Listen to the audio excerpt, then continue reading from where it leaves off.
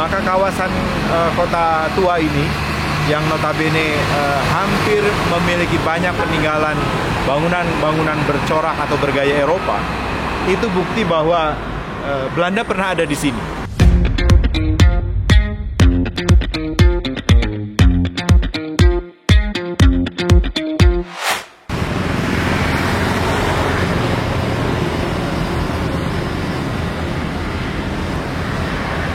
Ini adalah salah satu kantor yang notabene dibutuhkan oleh sebuah kota, dan ini berawal dari ketika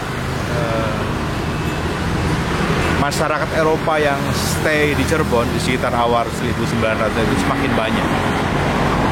Ini untuk kepentingan korespondensi, surat menyurat, dan inilah yang juga menjadi ciri masyarakat modern ketika berkorespondensi atau bersurat menyurat, yang mana kemudian di era itu pun secara serempak di Cirebon akhirnya seluruh infrastruktur yang berurusan dengan layanan pemerintah bagi penghuninya, bagi warga masyarakatnya, yang dalam hal ini pada masa itu diarahkan hanya kepada warga negara kelas 1, yaitu Eropa, yang semakin banyak Cirebon, itu akhirnya dibangun dan lahir.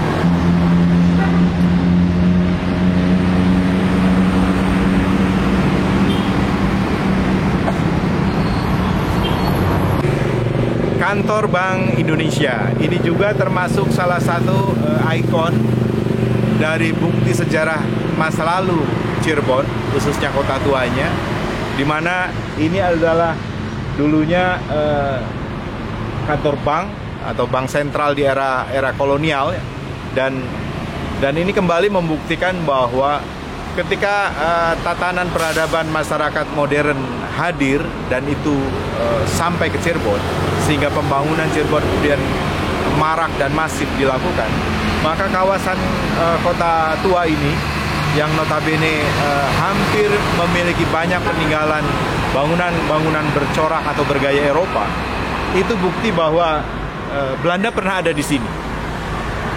Bangsa-bangsa Eropa pernah ada di sini. Makanya di sepanjang jalan ini banyak sekali bangunan-bangunan yang mencirikan peradaban mereka. Ada gereja Santo Yosef, ya, kemudian ada gereja Pasundan, bahkan di belakang, di ujung paling barat alun-alun Kebumen saja, di sana ada Gedung Bundar. Tempat di mana sarana telekomunikasi yang digunakan pada masa itu, karena notabene alun-alun Kebumen itu tadinya benteng, itu digunakan. Bentengnya diledakkan sendiri oleh mereka, karena di sebelah kanan benteng itu ada sekarangnya menjadi Jalan Merdeka. Itulah yang dalam sejarah legendaris Cirebon dikenal dengan nama Kali Bacin. Sekarang kita berada di komplek Gereja Pasundan Cirebon. Ini adalah salah satu gereja yang berdiri sejak 1700-an. Pada sore hari ini kita beruntung karena sahabat saya Pak Pendeta Yayan juga sudah ada di sini, Kang Izo. Saya akrabnya manggilnya Kang Yayan, tapi beliau sebetulnya Kepala Pendeta Gereja Pasundan. Gereja Oke. Ya.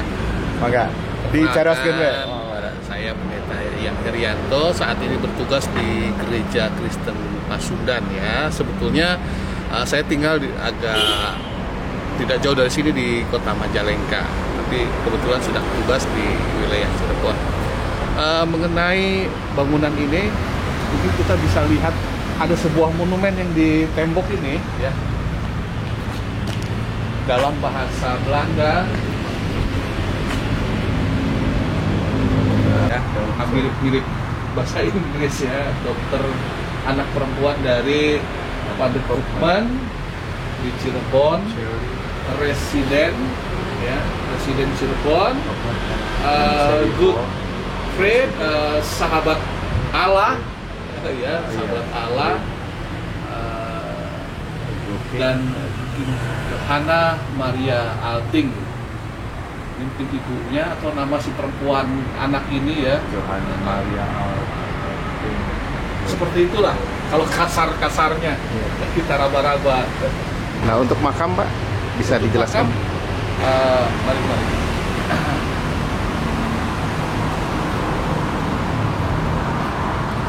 Untuk makam juga tulisannya sudah agak kabur ya. Tapi karena di sini ada tulisan residen, kemudian ini salah satu tokoh penting di pemerintahan Cirebon saat itu dengan lambang. Mungkin ada yang bisa browsing atau cari tahu lambang ini lambang mana ya? Apakah ini memang merupakan pendeta juga atau pimpinan kolonial pada saat itu, Pak? Sepertinya ini pimpinan birokrat ya. Oh. Birokrat. Selain ini ada lagi di sebelah sana.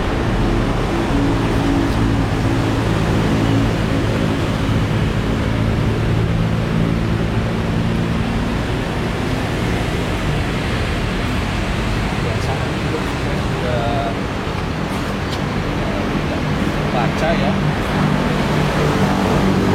Belanda dengan lambang yang berbeda juga ya, tidak sama dengan lambang yang tadi. Ada berapa makam Pak di sini? Ada 3, satu lagi. Oh 3, oh 3 ya. Oh, ya. Apakah ini satu keluarga atau berbeda? Saya kurang paham. Oh jadi memang belum di ini Pak ya, belum tergali Pak ya sejarah itu Pak. Kami belum mencari datanya juga karena kami cukup kesulitan mencari data-data tersebut. Ya. Berarti makam satu laginya.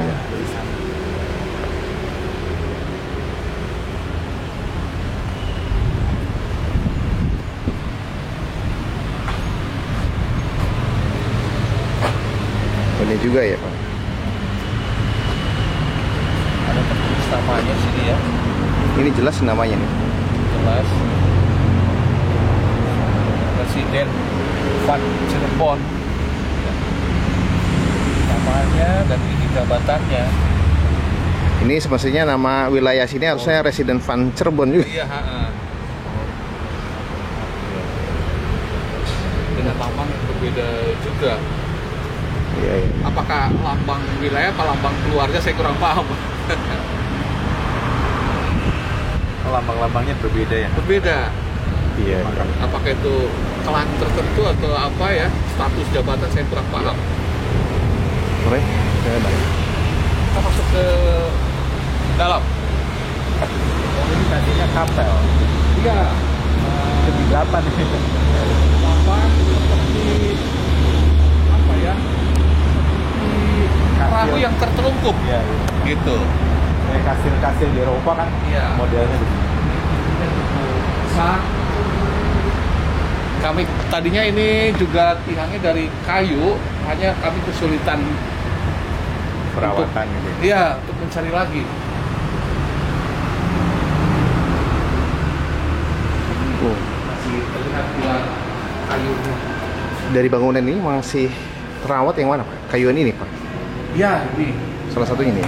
Kalau tembok-tembok sudah kami pasangi dengan kayu balau untuk menghindari apa ya, rontoknya cat ya dengan udara Cirebon yang panas dan awal laut ya.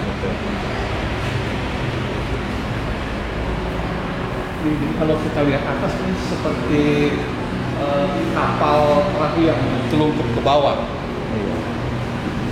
Di 8 ada balkon di atas ya. Sekarang digunakan untuk multimedia. Dan ini mimbarnya itu permanen, dicor.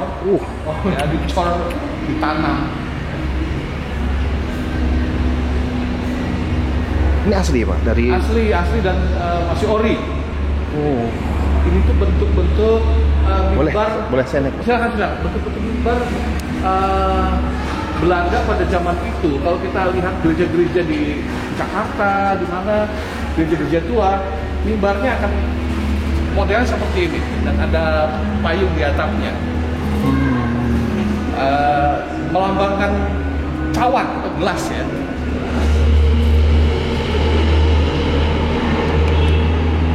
Ian, saya dengar-dengar di bawah sini adalah ada makam juga. Iya. Betul ya? Ini baru-baru saja dikasih palet Pak. Iya. Kegiatan gereja ya. Iya.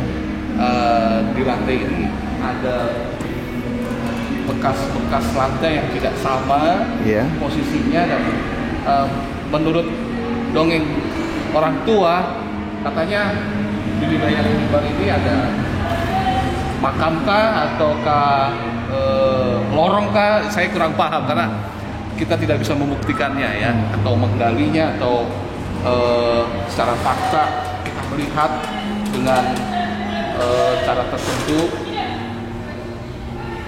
Hanya cerita-cerita dari orang-orang tua. Jadi memang bagaimanapun juga masa lalu yang dialami oleh Cirebon itu unik. Artinya seluruh umat beragama yang ada di Cirebon, konsekuensi sejarah, artinya takdiran dialami oleh Cirebon ketika pemerintah kolonial Belanda kemudian masuk ke kita, dan kemudian juga agama-agama yang datang dari Eropa pun juga hijrah ke Cirebon. Artinya masyarakat yang notabene beragama, tidak hanya Muslim, ini kemudian menjadi pelengkap ya, melengkapi romantisme dan perjalanan sejarah Cirebon di masa lalu. Apalagi di tempat ini yang konon katanya kapel gitu kan, sejak 1788 itu sangat luar biasa, dan membuktikan bahwa dinamika perjalanan Cirebon itu, terutama fasilitas dan infrastrukturnya ketika akan menjadi kota praja, itu memang didukung dengan beragam fasilitas yang ada, yang salah satunya adalah tempat beribadah bagi para birokrat yang pada masa itu. Bangunan yang ada di belakang saya ini kembali menjadi bukti sejarah bahwa dinamika perjalanan peradaban atau morfologi kota Cirebon di masa lalu ini memang luar biasa. Daerah ini yang disebut kota tuanya Cirebon. Di sini ada bangunan yang memang peruntukannya dahulu juga digunakan untuk sarana pendidikan, sekolah bagi warga negara pada masa itu, yang secara hierarki sosial diklasifikasi oleh pemerintah kolonial. Jadi walaupun ini berada di sekitaran komplek Kebumen kata orang Cirebonnya, tapi perjalanan sejarah masa lalu tidak semua kakek moyang kita bisa bersekolah di sini, dan itu catatan sejarah yang tersisa. Bisa dilanjutkan, digali kembali oleh sahabat hijau dimanapun saja Anda berada. Bangunan yang ada di belakang saya ini orang Cirebon menyebutnya Gedung BAT, atau singkatannya adalah British America Tobacco, di mana sejak 1924 seperti yang tercatat di sana, bahwa gedung BAT ini menjadi penanda sejarah bahwa bisnis yang bersifat multinasional di Cirebon pun mengalami. Ada kongsi dagang antara Inggris dan Amerika yang kemudian terabadikan menjadi pabrik rokok ini. Dan ini menjadi luar biasa. Sampai dalam perjalanannya BAT ini kemudian menjadi tempat berusaha warga masyarakat yang jumlahnya sampai ribuan pada masa itu. Sampai dengan tahun menjelang 1970 dan 80 pun masih bisa menyaksikan di mana banyak masyarakat sekitar Cirebon yang ada di sekitaran sini ternyata bekerja di pabrik rokok BAT. Bukti penanda sejarah bahwa dunia bisnis secara internasional Cirebon pun sudah mengalami, dan itu sejak 1924.